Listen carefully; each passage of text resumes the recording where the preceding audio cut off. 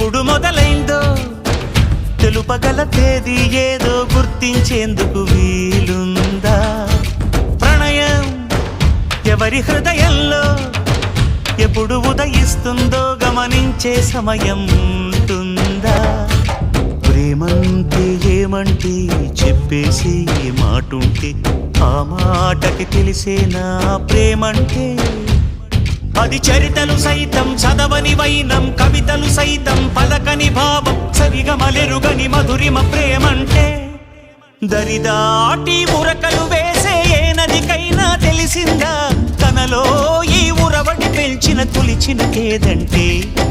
సిరిపై రై ఎగిరే వరకు చేనుకు మాత్రం తెలిసిందా తనలో కనిపించే కళలకు తొలి పిలిపేదంటే?